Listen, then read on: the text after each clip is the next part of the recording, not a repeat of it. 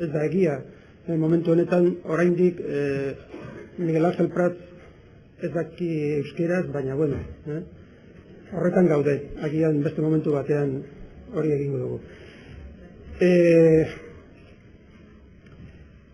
Ni aldetik ez dut gogorik denbora galtzeko, berehala hasiko gara eta hitza eman diot Miguel Ángel Prats zure hitzaldia ikusteko. Bakarri, esango dizuet, Miguel Ángel Prats y Fernández es maestro, psicopedagogo y doctor en pedagogía por la Facultad de Psicología, Ciencias de la Educación y del Deporte de Blanquerna de la Universidad de Ramon Llull de Barcelona. Durante su vida profesional ha compaginado la actividad académica universitaria con la actividad divulgativa en diferentes medios de comunicación. Actualmente es profesor de nuevas tecnologías aplicadas a la educación e investigador de la Universidad de Ramon Llull, miembro del grupo de investigación del PESITIC, luego lo veréis mejor escrito en la web, donde coordina el aula laboratorio de innovación educativa y medios interactivos EduTIC de dicha universidad.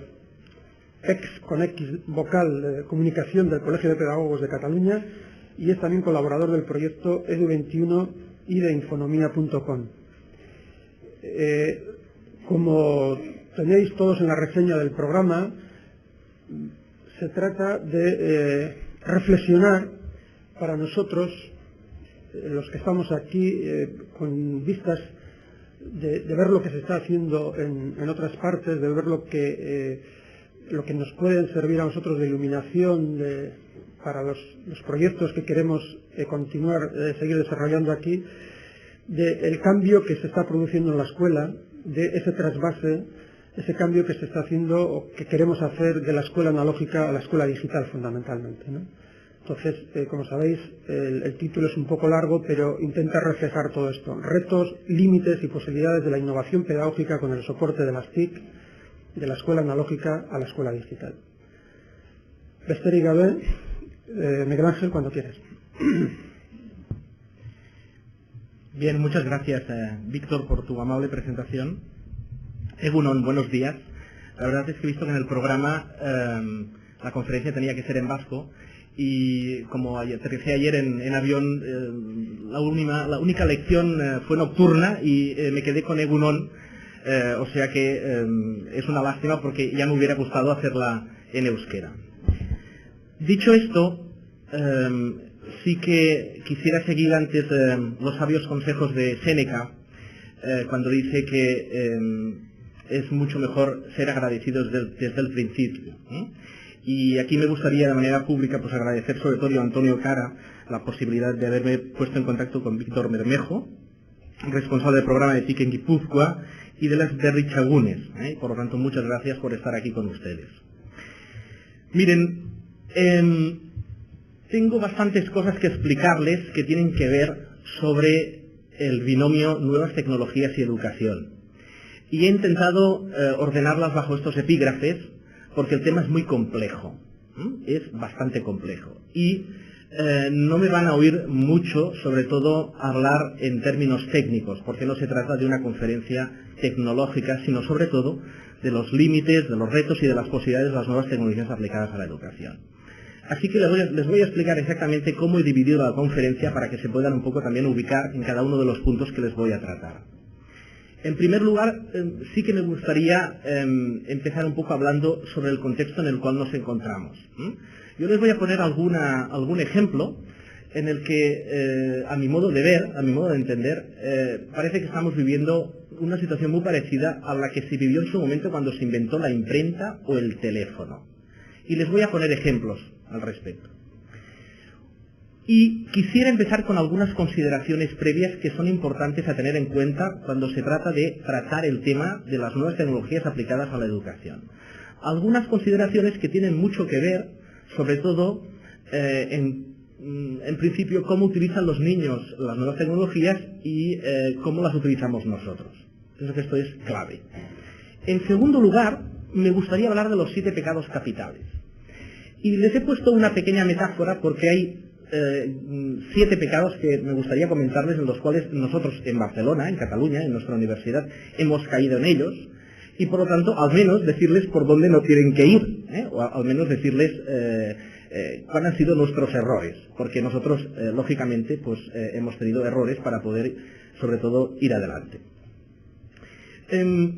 Había pensado también sobre todo hablar de NTIC y cambio docente, qué es lo que facilita y qué es lo que dificulta la introducción de las TIC en este caso en el aula. Y hay otro tema también de mayor complejidad que creo que a veces cuando hablamos de innovación educativa se nos escapa, que son las actitudes y los valores que se esconden tras las nuevas tecnologías. Y esto responde mucho a lo que José Antonio Marina muchas veces habla en su libro sobre la sociedad como tribu, que después ya les explicaré más adelante. Y por último, quería pues bueno, una pequeña lectura recomendada, autocrítica para los que somos maestros y pedagogos, porque a veces es importante que merezcamos que desde fuera nos digan qué es lo que fallamos. Y al final un último apunte. Bien, sin más dilación, he escogido, y como verán a lo largo de la presentación, he escogido algunas viñetas que pueden reflejar muy bien un poco de dónde venimos y hacia dónde vamos. A lo largo de la revisión bibliográfica de muchos autores verán que en estos momentos se habla mucho de lo que es el contexto de la sociedad de la información y el conocimiento. Bueno, pues si se hace esta revisión bibliográfica verán, sobre todo, que muchos autores coinciden en que en principio ha habido 4 grandes revoluciones culturales a lo largo de la historia. Aquellas que en principio pues le dan importancia al habla, por lo tanto fue la primera gran tecnología cultural, la segunda la escritura, la tercera lo que se llama la imprenta y la última la telemática. Estas son las grandes 4 revoluciones culturales que en principio muchos autores acaban coincidiendo, que nosotros nos encontramos lógicamente en la de la telemática. Y para que puedan tener una idea, es muy parecida cada una de estas revoluciones entre sí. Es decir, la revolución de la imprenta en su mismo día pues fue una gran eclosión, sobre todo de personas que estaban a favor y en contra. Cuando se inventó la imprenta, fíjense ustedes que la tradición era básicamente oral. Y por lo tanto nos encontramos con aquellas personas que a lo mejor de manera incluso apocalíptica decían que nunca más se volvería a hablar ni se volvería a tener una disertación mayéutica y agórica, ¿no? En este caso, pues ahora no podríamos vivir sin libros. Esta es la realidad.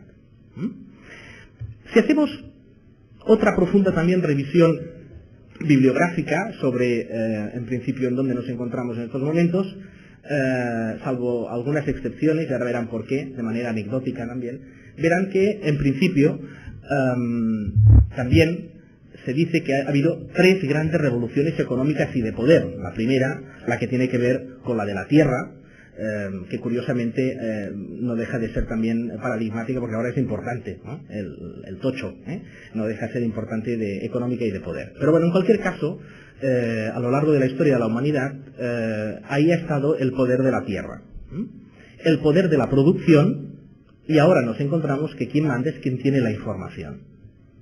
Yo creo que es importante que vayan viendo exactamente en qué momento de la sociedad, en qué momento sociológico nos encontramos, para irnos situando exactamente en dónde estamos viviendo y de qué forma estamos viviendo.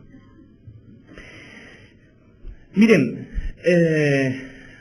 la gran revolución que se basa como denominador común en lo que les acabo de explicar viene de lo que nosotros denominamos como el mundo analógico, del mundo analógico al mundo digital. ¿Qué significa del mundo analógico al mundo digital? Bueno, pues muy sencillo, ¿no? Nicolás Negroponte, en su libro del mundo digital, nos comenta que viene de los átomos a los bits. De los átomos a los bits. Y ahora les voy a hacer una pregunta muy sencilla que tiene que ver con lo que se supone que es el mundo analógico al mundo digital. Y verán qué rapidez lo vamos a entender. Levanten la mano, por favor, aquellas personas que tengan móvil.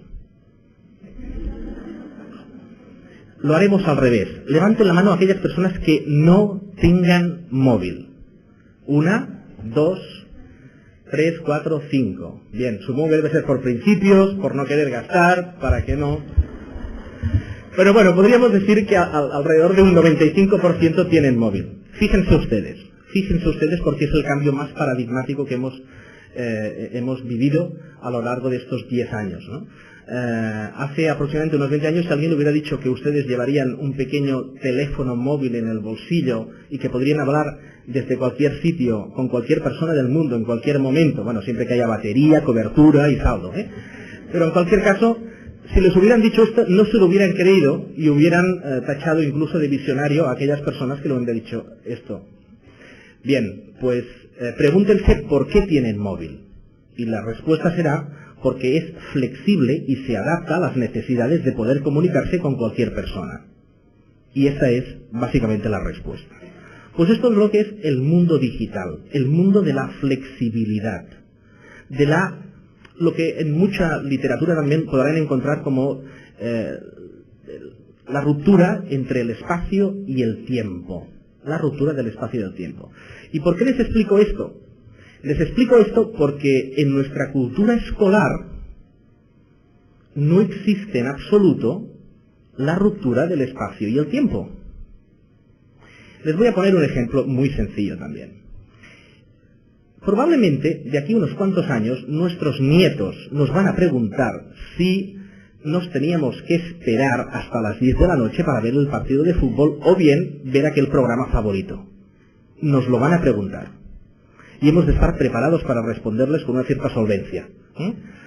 El tema es que el hecho de tenernos que esperar hasta las 10 de la noche es que vivimos en una cultura muy encasillada y muy, lo que en catalán acostumbramos a decir, muy engraillada, ¿no? Mucho con casillas, muy cartesiana. El verdadero mundo digital será flexible y ustedes podrán ver el verdadero programa que ustedes quieran, cuando quieran, donde quieran, exactamente, incluso en el móvil o en cualquier otro aparato. Esta será la verdadera televisión digital. Esta va a ser la verdadera televisión digital. ¿Y por qué les pongo este ejemplo y qué tiene que ver con el mundo de la escuela? Pues porque en el mundo de la escuela existe algo que es muy difícil de cambiar, que es el horario escolar. Estamos muy sometidos y subyugados al horario escolar, de 9 a 10, de 10 a 11, de 11 a 12, etc. Bien, pues por ahí van algunas pistas sobre lo que entendemos sobre espacio y tiempo. Vamos más adelante. Claro, lógicamente, esto ha conllevado que tengamos aparatos que nos exijan nuevas formas de comunicarnos. Yo cada vez tengo más amigos que en estos momentos pues están teniendo pareja por internet. Y bueno, muchos de ellos se asombran. Mis suegros, para no ir tan lejos, se conocieron por carta. ¿Me pueden decir qué diferencia hay entre la carta y el correo electrónico o el chat? Ninguna. Lo único que ocurre es que en el caso del chat y del SMS es mucho más inmediato, la inmediatez. Por decirlo de alguna manera, las relaciones son más aceleradas. En cualquier caso, es importante tener en cuenta que estamos sometidos bajo unos nuevos lenguajes. Y estos nuevos lenguajes los tenemos que ir aprendiendo. Lenguaje del SMS, lenguaje del chat, lenguaje del correo electrónico. ¿Han hecho alguna vez la prueba de enviar un correo electrónico en donde no sean muy exactos y que provoquen la confusión exactamente en el otro interlocutor? Verán que automáticamente tendrán una llamada de teléfono de, oye, ¿qué has querido decir con eso de no me ha gustado nada? Bueno, el correo electrónico es muy duro, tiene un lenguaje muy duro y yo les aconsejaría que no dieran nunca malas noticias por correo electrónico, sino que prefieran antes estar y mirarse a los ojos, ¿no? En cualquier caso, estos nuevos aparatos exigen nuevos lenguajes, tienen sus formas específicas de jugar, tienen sus reglas de juego. Lógicamente, lo que está empezando a suceder ya, y les explicaré también una anécdota que ocurrió hace unos meses en una emisora de radio catalana. Me invitaron para dar mi parecer acerca de un nuevo móvil que había aparecido de la empresa Imaginarium, un móvil que se llama Mo1, y estuve con el presidente de Imaginarium, con el presidente de Movistar, y me parece que era la representante de padres y madres de la FAPAC de Cataluña. Bien, la cuestión es que aquello acabó como un campo de batalla, porque no sé si se dan cuenta en qué situación también a veces nos vemos los que somos maestros y pedagogos, pero tener que defender, que no lo defendí, la existencia de un móvil para niños de 6 años, como pueden entender hasta dónde hemos llegado, ¿no? Bien, esto significa que para las grandes empresas de comunicación esto es un gran negocio, Aquí hay mucho dinero en juego. Y sin querer, cada uno de nosotros ha ido incorporando la factura de teléfono, incluso añadida, porque antes teníamos fijo y ahora tenemos el fijo más el móvil. Y más internet. Vayan haciendo cuentas, Vayan haciendo cuentas. La cuestión es que detrás de todo lo que se esconde de la tecnología hay también grandes perversiones. Y creo que es importante que las tengamos presentes. Todo el tema de la globalización, la brecha digital, inforricos, infopobres, qué sucede con las personas mayores ante las nuevas tecnologías. Hay interrogantes que son necesarios también tener en cuenta. Bien, no me voy a extender más respecto a este tema, pero sí que querría presentarles a mis hijos, Pau y Joan. Tienen 6 y 4 años respectivamente, y para ellos, en este caso, la tecnología no existe. Para ellos es muy normal que cuando vamos en coche, el coche hable y nos lleve con GPS. Para mí no. Para ellos es muy normal poner un DVD o hacer videoconferencia con sus primos de Madrid. O incluso jugar con el ordenador. Para mí no lo es. Y este tema creo que es importante tenerlo en cuenta, sobre todo para los que somos maestros. Porque en este caso estamos con agravio comparativo. Para ellos no es tecnología, para nosotros sí. Para ellos no.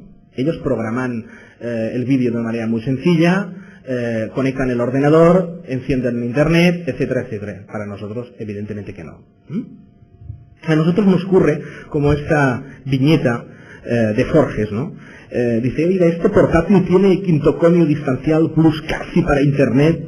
Eso ya es antiguo, caballero, ¿no? Ya, pero antiguo. Pero es que si ayer leí que... No, ayer, caballero, ayer.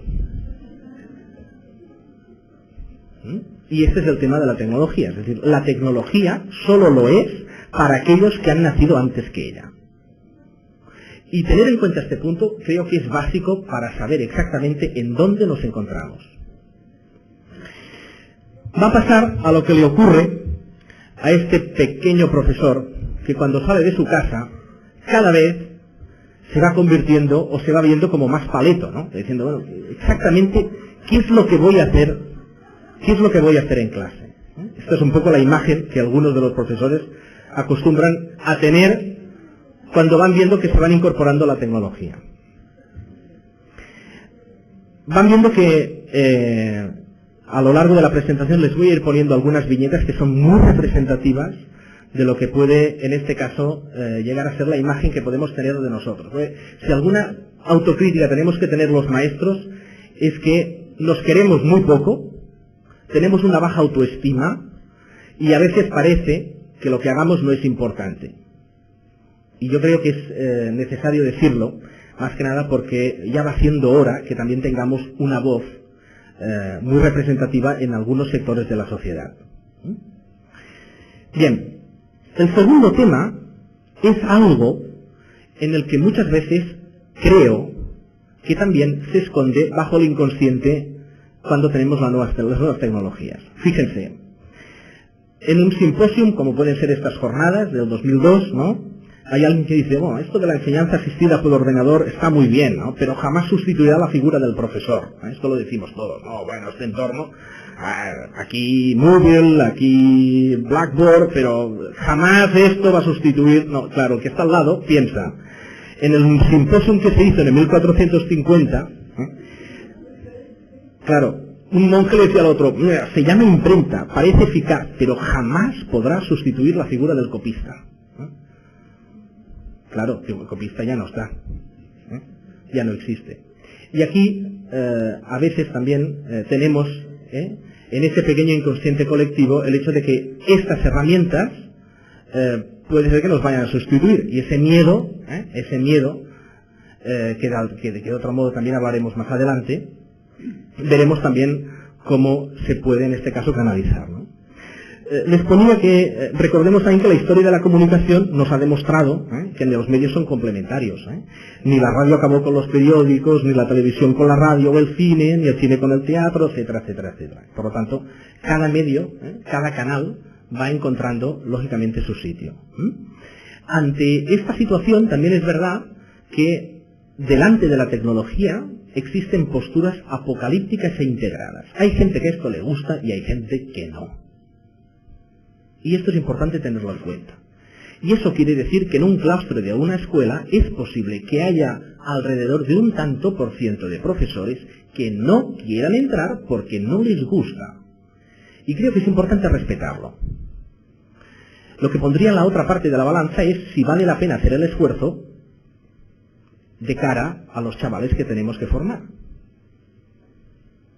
Y creo que este es el gran dilema. Una lámina francesa del siglo XIX, en donde, no sé si la pueden ver muy bien, pero en cualquier caso se la describiré para que puedan tener una imagen un poco más descriptiva. Un autor francés se imaginó cómo sería la escuela en el año 2000, y fíjense qué curioso, hizo que el profesor, en principio, tuviera una máquina en donde ponía una serie de libros, y esa máquina de manera con manivela, había un alumno que con la manivela le iba dando, y el conocimiento de esos libros iba a las orejas de cada uno de los alumnos que estaba sentado en clase. Esta es la imagen, me recuerda incluso alguna de las aulas de idiomas, ¿no? Es muy curioso, ¿no? Pero fíjense como en ningún momento los chavales se están mirando entre sí. Es aprendizaje totalmente individualizado. No tienen ningún tipo de interacción entre ellos. La escuela, o al menos la clase, sigue siendo cuadrada, con pupitres. Claro, esta lámina a mí me recuerda muchas veces la situación que existe en algunas escuelas y en algunas clases que a veces voy a visitar, en que se ha insertado la tecnología, pero no ha habido ningún cambio de ningún tipo en la interacción, en el clima, incluso en la atmósfera de clase. Pues para eso, más vale que el ordenador se quede fuera. Si el ordenador nos ha de provocar más ruido, es necesario no ponerlo.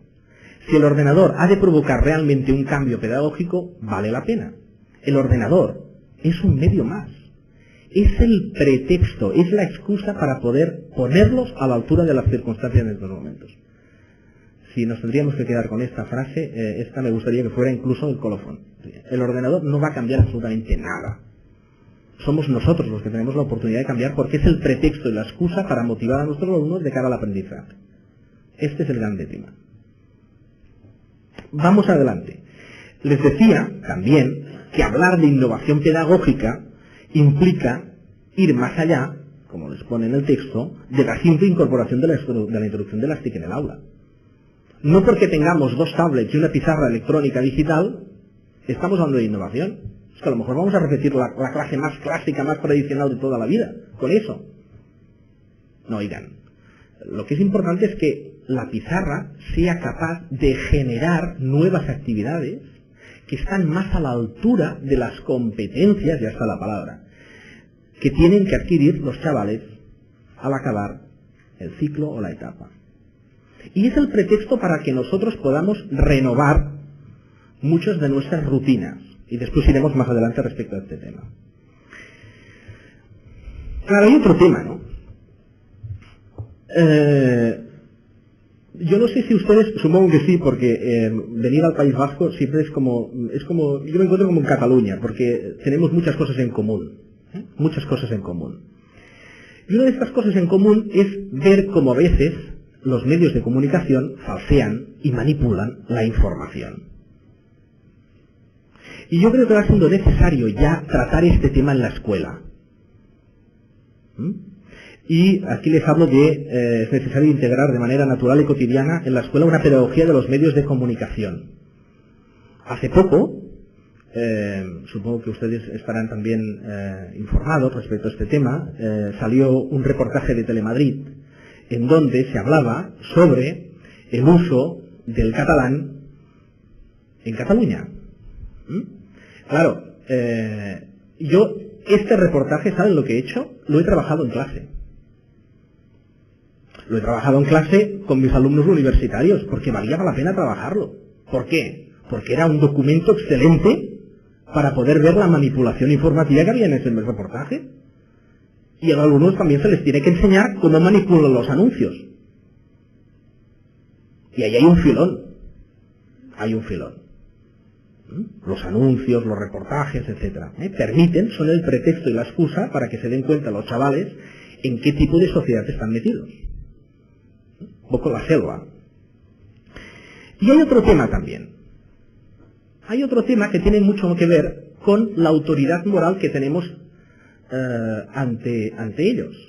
Claro, si nuestra imagen es de paleto que va a la escuela, ¿qué autoridad moral vamos a tener delante de ellos? Es decir, hay otro tema también que creo que también es importante comentar, que es el de la autoridad moral. Es decir, hemos de estar al día sobre lo que consumen, sobre lo que ven, sobre qué aparatos utilizan, y si tenemos que chatear, pues yo les aconsejaría que chatearan y vieran exactamente la experiencia que supone poder hablar con un amigo o un compañero que está a kilómetros de distancia, y verán que primero jugarán, pero que después podrán compartir archivos y podrán trabajar a distancia. Y se darán cuenta que a lo mejor, detrás del SMS o el Messenger, también hay rutinas de trabajo interesantes.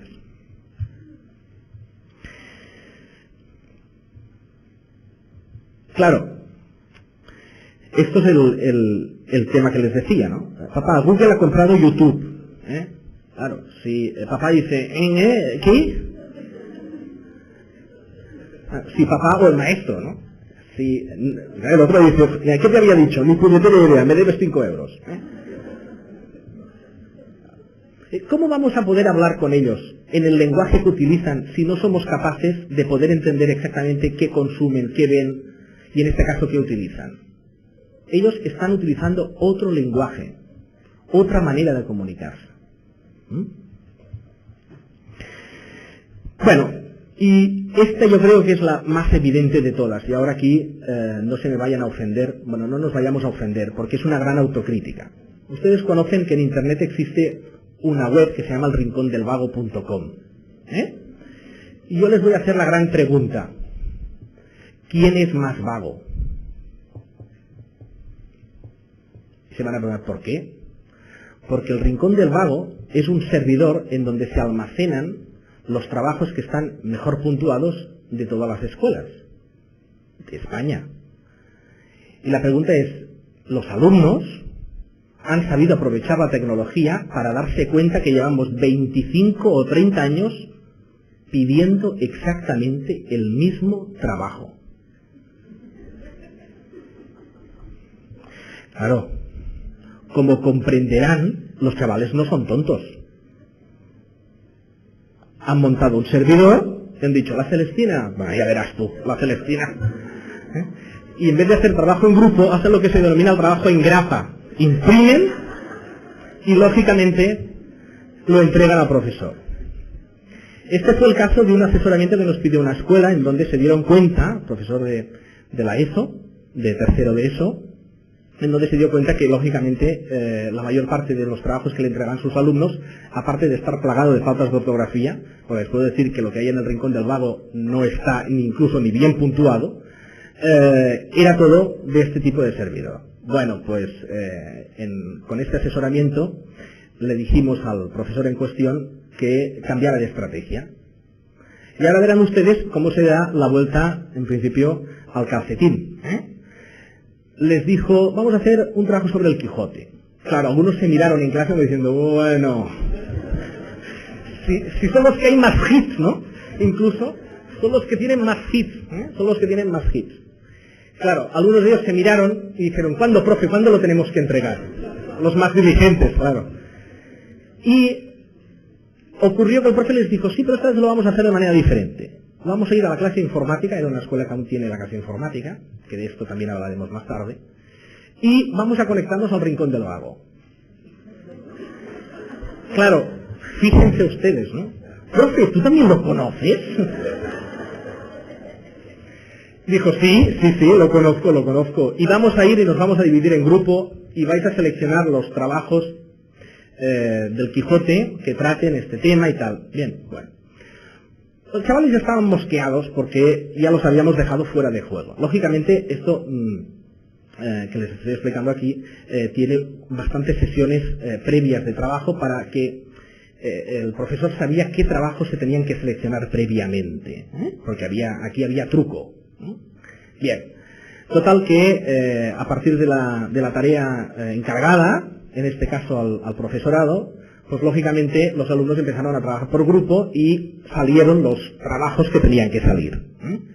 Y por grupos el profesor pidió que realmente hicieran una corrección del trabajo que se habían descargado de la web. Bueno, algunos alumnos dijeron, profe, es que hay muchas faltas.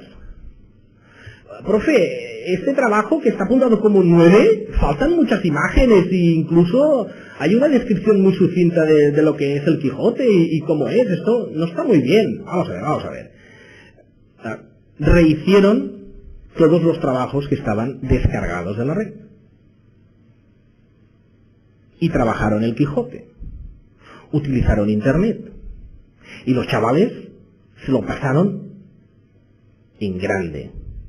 Porque aprendieron, porque lógicamente hubo una prueba, un examen, una exposición, y por lo tanto utilizaron la red como pretexto para poder cambiar una de las rutinas que tenía el profesor, de pedir siempre el mismo trabajo, etcétera, etcétera. Claro, este tipo de actividad rompe, da miedo. ¿Qué dirá mi compañero de al lado? ¿No? Yo me tengo que conectar al rincón del vago. Pero cuando acabas de ver las caras que ponen los chavales descubriendo que el trabajo que se ha descargado pues está plagado de faltas y que ellos lo tienen que corregir, que lo pueden exponer, la cosa cambia. La cosa cambia. Les voy a poner otro ejemplo que tiene mucho que ver con el SMS. Es otro tipo de asesoramiento que nos pidieron también en una escuela, por eso les he puesto la imagen. En la escuela nos pidieron que en principio, se encontraban en que en los últimos exámenes y últimos trabajos los alumnos solo hacían que escribir ya en formato SMS, ¿no? Y el profesor, la profesora en este caso nos dijo, es que yo ya no entiendo nada, ¿no? Incluso trabajar, era en catalán en principio, la profesora, decía, bueno, es que esto ya es irremediable, no podremos trabajar, ¿no? Y tú te has planteado a lo mejor entrar en clase y poner un texto en SMS. Dijo, no. Es que claro, yo ¿cómo sé SMS? Bueno, pues mira, hay un librito que se vende en los kioscos que vale 5 euros y que a lo mejor te va a ayudar a la hora de crear los SMS. Bueno, vale. Bueno, total, que el lunes tuvo clase, puso el dictado, en este caso la redacción en SMS, los sábados lo tenían que convertir a texto normal y al revés. Bueno, un éxito rotundo. Al cabo de una semana, la profesora, ha ido muy bien, No, estoy muy contenta porque ahora, claro, al menos trabaja en la ortografía, ¿no? Pero claro, es que cada día a mí me obliga a tener que hacer un dictado. Y la pregunta fue, ¿y quién te ha dicho que lo tengas que hacer tú? ¿Qué quieres decir con eso? Y ahí está uno de los grandes pecados capitales, nuestros. ¿Qué quieres decir? Muy sencillo. ¿Por qué no le pides a que cada uno de los alumnos haga el dictado y lo ponga en clase? ¿Por qué lo tienes que hacer tú? Bueno, porque soy la maestra. Y yo soy quien tiene el conocimiento. Bueno, pues ahí hay otro de los grandes pecados capitales. Que aún nos pensamos que tenemos la hegemonía del saber y el conocimiento.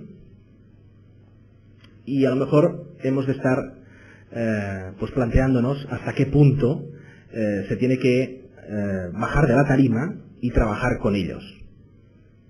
Creo que esto puede ser, en este caso, muy ejemplarizado. Les puse en la charla una de las frases que Seymour Papert, que este señor es el inventor del Lego y del logo.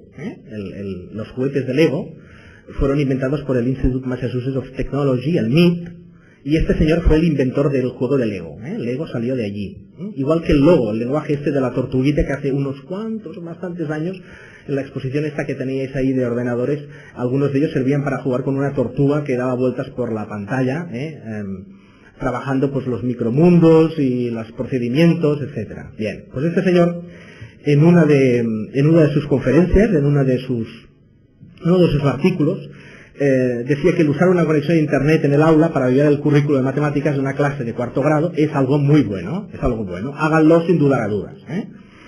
Pero no confundan esto con la actividad que prescribo de desarrollar una visión sobre el futuro del aprendizaje. Aquí es donde me gustaría ser como más transgresor. Y él dice, imagínense, y aquí es donde se trata de pensar en clave analógica y de clave digital. Imagínense en un mundo en el cual no existe algo llamado cuarto grado, ¿bien? Porque la segregación por edad ha ido por el camino de otras divisiones arbitrarias de personas. Y alguien dirá, ¡qué barbaridad! Se ha vuelto loco el conferenciante. Bueno, oigan, las escuelas rurales, ¿cómo funcionan? ¿Cómo trabajan las escuelas rurales? ¿O es que no trabajan con una segregación de edad diferente? Y los mayores explican a los pequeños. Y hay trabajo colaborativo. ¿O no es así? Bien. Pues si quieren ver verdadera innovación, vayan a las escuelas rurales, porque allí hay verdaderas joyas de actividades. No existe algo llamado aula clase, porque el aprendizaje ocurre en una variedad de escenarios, lo mismo. Y no existe algo llamado currículo, y aquí es donde da. Porque la idea de que todos deben tener el mismo conocimiento ha llegado a ser vista como totalitaria. Como pueden ver, es provocador, Bien. Vayamos a los 7 pecados capitales.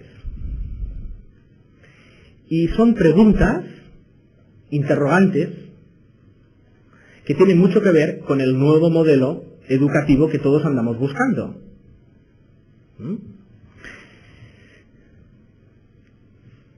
Nosotros comentamos de que la escuela vive aún bajo un paradigma analógico de concebir el aprendizaje. Y esto es, fíjense, escuelas del siglo XIX, maestros del XX y alumnos del XXI. 3 siglos. Nicolás Negroponte, junto con Seymour Papert, en uno de sus libros, explicaba la anécdota de que si pudiéramos resucitar a un médico y a un maestro del siglo XVIII, decía que la pregunta era ¿cuál de ellos dos se va a adaptar más fácilmente a la edad contemporánea? Y decía el maestro, si no ha cambiado nada. El cirujano se va a volver loco con tanto aparato. Pero el maestro se va a ver, hay una clase, hay gente que me está viendo, hay una pizarra, como decíamos ayer. O sea, ¿dónde se encuentra la escuela digital? ¿Dónde está la forma de entender la flexibilidad entre el espacio y el tiempo? ¿Dónde está? Les voy a poner un ejemplo más. Segundo pecado. Es curioso ver cómo la escuela, que es la institución especialista en los procesos de enseñanza-aprendizaje, ¿verdad? Parece ser la organización que menos aprende. En un hospital existen la mayor parte de profesionales en el mundo de la medicina, ¿verdad? Enfermeras, médicos. En la escuela tenemos maestros, pedagogos, psicólogos, y somos los que, curiosamente, menos aprendemos. ¿Por qué? En primer lugar, y lo dejo en el aire, ¿por qué acudir a una clase de infantil es mucho más seductora que una clase de primaria? ¿Qué ocurre allí? ¿Por qué hay un abismo entre infantil y primaria? Otra pregunta, ¿por qué se gestiona tan poco el conocimiento? ¿Por qué se gestiona tan poco el conocimiento? ¿Qué quiere decir esto de gestión del conocimiento? ¿Por qué se comparte tan poco? ¿Por qué a veces no sabemos de lo que hace el compañero de al lado? ¿Porque nos da vergüenza? ¿Por timidez? ¿Porque nos sentimos poco? Entender esto es entender también lo que supone una escuela digital. En tercer lugar, la educación es la única disciplina que aún se está planteando el uso de la introducción de las TIC en el aula. La banca no ha tenido problemas, ¿eh? Fíjense ustedes cuántos aquí sí que me atrevería a decir que el 100% debe tener una tarjeta de crédito, ¿verdad? ¿Hay alguien que no tenga tarjeta de crédito? Bien. Incluso los que no tenían ni móvil, también hay tarjeta de crédito. Acuden a un cajero. Bien.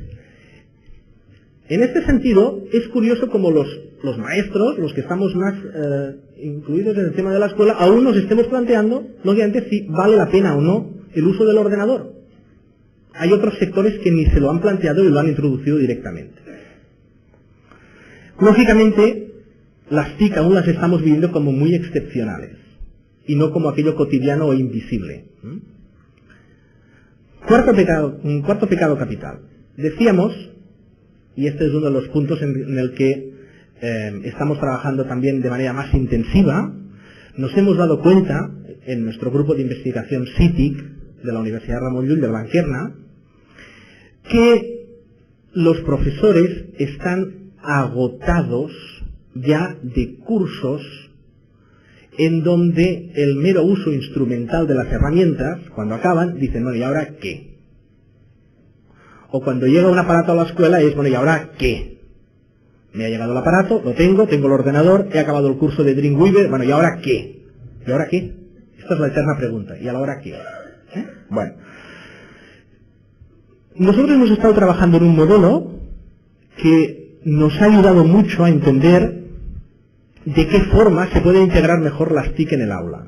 Y este modelo tiene mucho más que ver con una idea que en educación es muy nueva, pero que en el mundo empresarial no lo es, que es el coaching, el acompañamiento.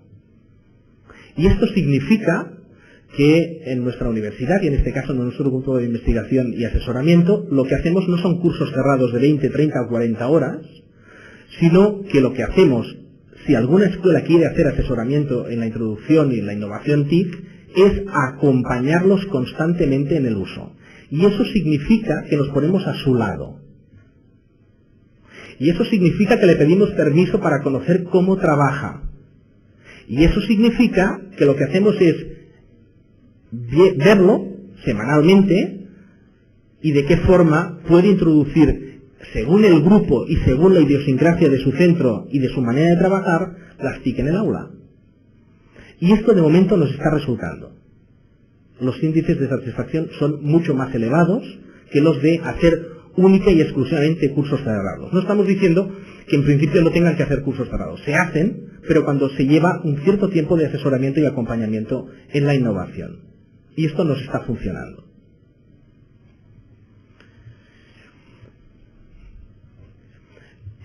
Este diagrama que ven aquí no es una invención nuestra, lo pueden rescabalar de los documentos del VECTA, que es la agencia inglesa británica de innovación educativa con soporte TIC. Si ustedes se conectan a la página web de VECTA o en el Google ponen VECTA, encontrarán fácilmente la agencia británica. Ellos, en este caso, en vez de ir a los americanos, tienen mucho más conocimiento de causa, tienen muchas más escuelas informatizadas y en este sentido llevan más años de rodaje y tienen más experiencia en qué errores se han encontrado. Y por eso vale la pena muchas veces ir a ver lo que dice VECTA sobre el uso de los tablets o sobre el uso de la tecnología o sobre cómo llevar a cabo el uso de la innovación con soporte TIC en la escuela. Por lo tanto, les recomiendo que la visiten porque es muy interesante conocer esta dirección, VECTA. Pues ellos tienen un modelo en el que nos explican que la introducción en la escuela tiene que pasar por dos grandes fases que coinciden con dos cursos académicos, para que sea totalmente autónoma. la fase de sustitución y la fase de transformación. La primera, que dura todo un año, el profesor, la única cosa que tiene que hacer es de manera muy sencilla familiarizarse con los nuevos instrumentos, las nuevas herramientas. Y probablemente puede hacer lo mismo, pero con las nuevas herramientas. No pasa nada. Lo importante es que se familiarice. Lo importante es que se familiarice y pierda el miedo.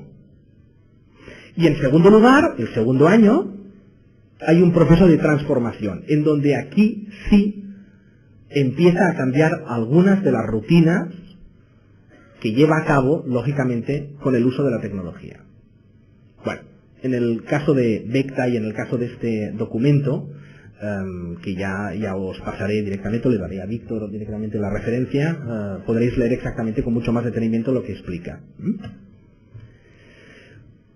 ¿Qué actividades hacemos en el coaching? Pues bueno, sencillamente sesiones mensuales, sesiones de seguimiento personalizado, nos ponemos en la misma aula del mismo profesor, les pedimos permiso a aquellos profesores que quieren entrar en el proceso de innovación, les pedimos permiso para, como alumno en práctica, saber cómo trabajan, qué grupo tiene, qué herramientas mejor pueden atender a la diversidad, y nos ponemos a su lado.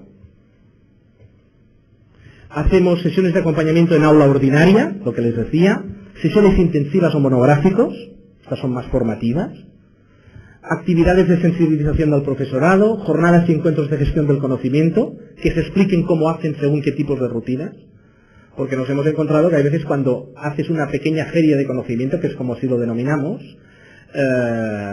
bueno, pues se dan cuenta que algunos de ellos hacen la misma unidad didáctica, pero de manera diferente. Es que esto es bueno, es rico, pero es que ni lo conocían cómo se lo hacían.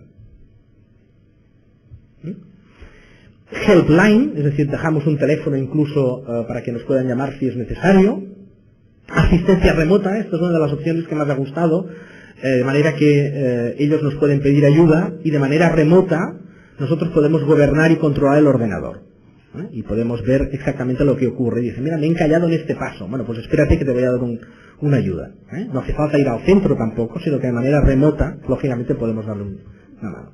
Y, lógicamente, apoyo presencial en el aula laboratorio, porque, claro, ahora dirán, bueno, exactamente, esto se tiene que... Bueno, claro, lógicamente, a este tipo de acompañamiento y a este tipo de asesoramiento que le llamamos coaching, que así lo denominamos, ¿no?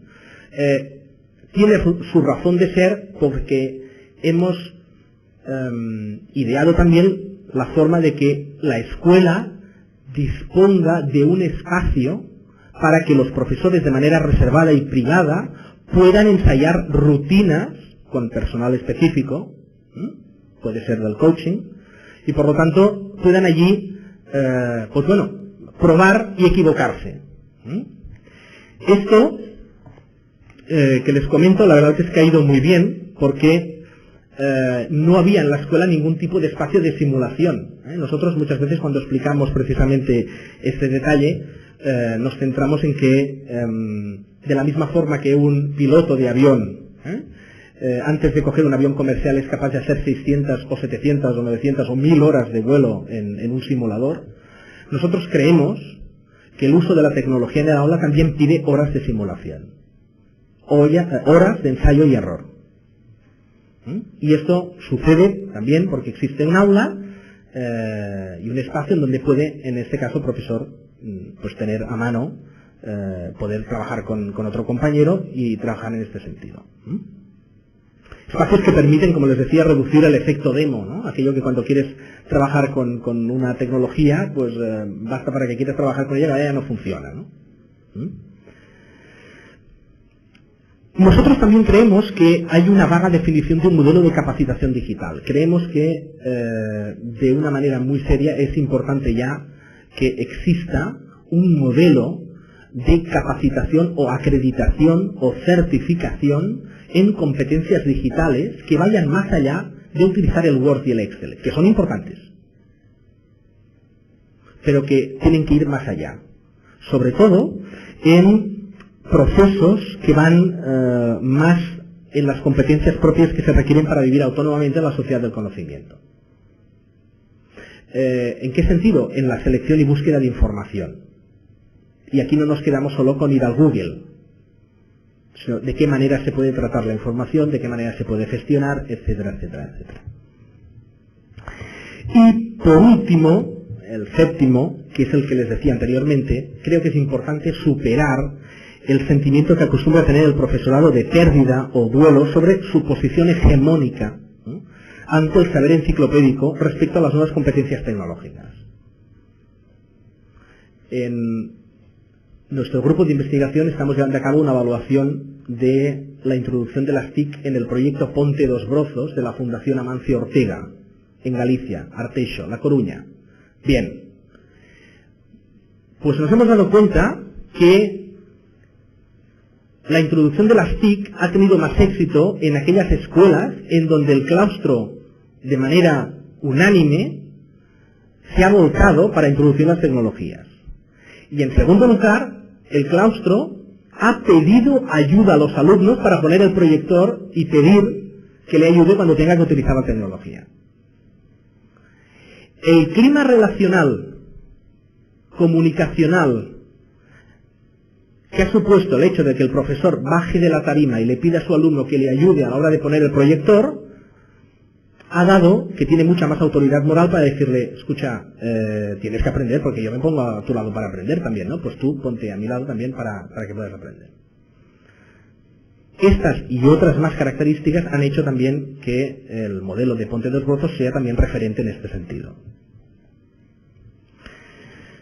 Bueno, algunas de estas facilidades y dificultades tienen mucho que ver con las infraestructuras tecnológicas, lógicamente. Es decir, funciona todo si los cables funcionan y las plataformas funcionan y la base tecnológica funciona, y por tanto es obvio, pero muchas veces lo damos por sentado. Voy a pasar un poco de manera muy sucinta porque hay otro tema que también me gustaría tratar.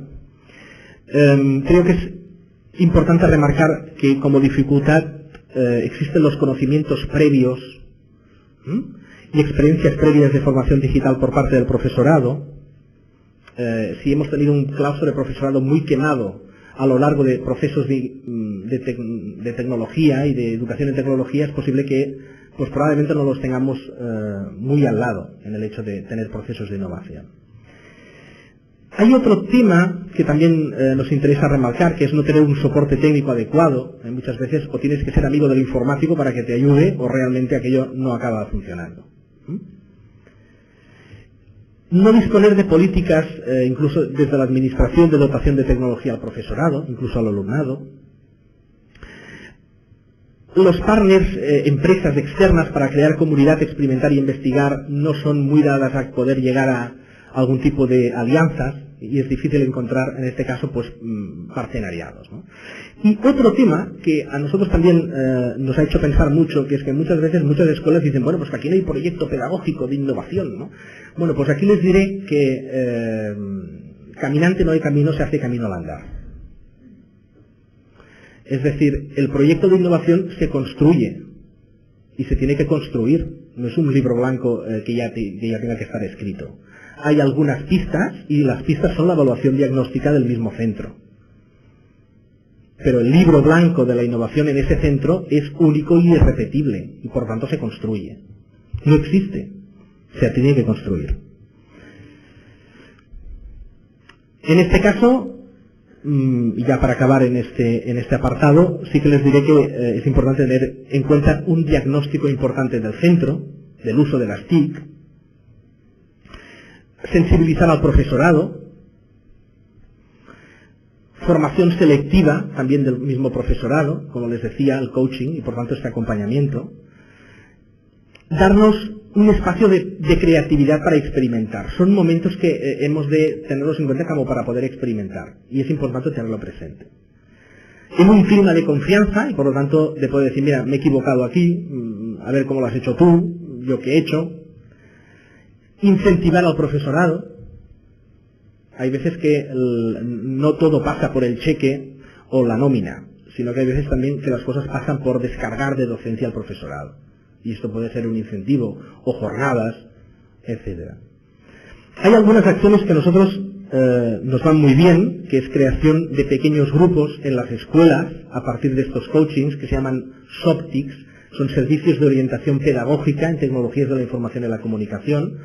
Los mismos profesores que acaban pasando por estos procesos de 2 años son los que se encargarán de liderar autónomamente después el lideraje de la innovación TIC con el grupo y el resto de profesores. La biblioteca la hemos convertido en lo que denominamos mediateca, y aquí hemos aunado también esfuerzos con los documentalistas de la biblioteca. Trabajo coordinado con los diferentes servicios, etcétera. Bueno, una revista electrónica, boletín interno, mensajes de correo semanales. Aquí, lógicamente, hay un trabajo muy intensivo de sensibilizar al profesorado. Seminarios específicos sobre novedades tecnológicas en momentos específicos del curso, sobre todo en Navidad, para padres.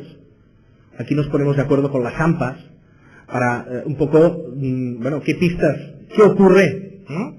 Analizamos los diferentes anuncios de televisión y, por lo tanto, también damos pistas de qué productos son más perversos o no en caso educativo para los chavales, y es importante también tenerlo en cuenta para padres y profesores. Dinamización de actividades digitales creativas, bases de datos de recursos compartidos, electrónicos.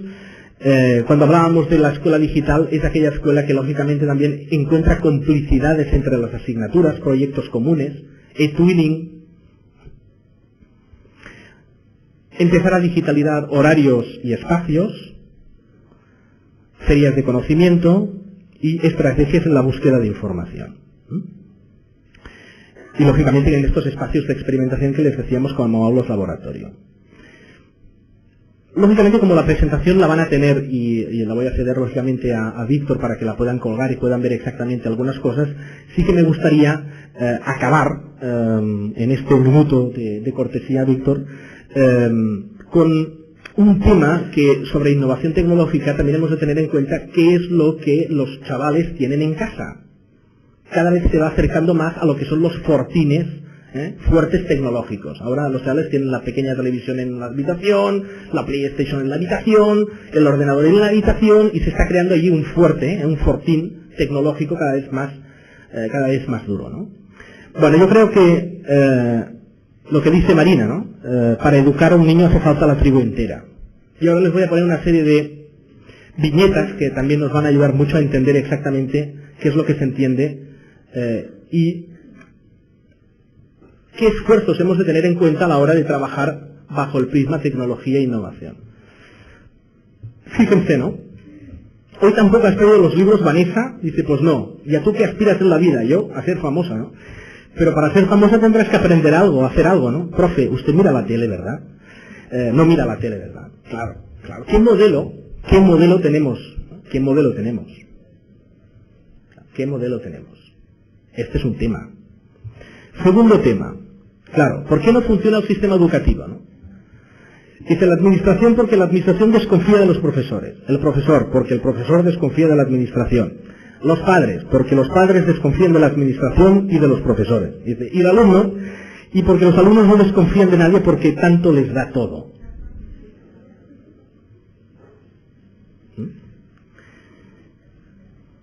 Pues con esta harina tenemos que hacer pan, sí señora. Dice, queremos formar unos jóvenes con criterio, queremos la integración de los alumnos con dificultades, recursos adecuados a sus necesidades. Y vale, pero me continuarán guardando el niño 6 horas al día, ¿verdad? Esta es la eterna pregunta que tendríamos, lógicamente, en una reunión de padres, ¿no? Porque hay otros problemas que van más allá de lo que supone, en este caso, la innovación con tecnología. Y también hemos de tener en cuenta qué es lo que piensan los padres y cómo viven las familias en este caso. Bien. Estas son las imágenes mías preferidas. Supone que es, en principio, pues bueno, son las 12 de la noche, el reloj así lo marca, y la televisión, pues, en un reality show de estos, ¿no? Dice, qué vergüenza, ¿no? La familia con los chavales aquí puestos y tal, ¿no? Dar programas así sabiendo que hay niños, es que nadie va a poner orden. Por mucho que en la escuela hagamos y tengamos que adquirir determinados juegos y roles, lógicamente la primera institución educativa por excelencia es la familia. Y esto también lo hemos de tener en cuenta. O sea que tenemos una doble labor, compañeros, una doble. No solo los chavales, sino también las familias. Esta es otra también de mis favoritas. dice, yo solo sé que no me queda tiempo, los padres, yo solo sé que no me queda presupuesto, la administración, yo solo sé que no me queda paciencia, los profesores, y el chaval, yo solo, delante de la tele. Y esta es una de las realidades más comunes que podemos tener en estos momentos. Unas direcciones de referencia, que creo que son importantes para que puedan tener en la presentación, y les sugiero que tengan, yo les pongo una lectura obligatoria, bueno, nunca más lejos de obligarles nada, evidentemente, pero sí que es importante que lean un libro muy interesante. Si no quieren comprarse el libro, pueden encontrar incluso el texto en PDF en la red. El libro se llama Panfleto Antipedagógico. Y bueno, es interesante leerlo, es muy interesante leerlo, porque habla sobre la falacia de la motivación, etcétera, etcétera, etcétera. Es muy instructivo, porque a veces a los maestros y pedagogos se nos infla la boca sobre estos términos, y aquí el profesor Ricardo Moreno Castillo, bueno, pues es importante, también nos da algunas lecciones, que es importante que tengamos presente cuando hablamos de estos temas. Y por último, y ya acabo, decirles que la mejor tecnología que tenemos es la de estar con nuestros alumnos. Y la mejor tecnología que tienen en este caso los padres es estar con sus hijos. Una viñeta de Forges, Día de Reyes, o 2 días después de Reyes.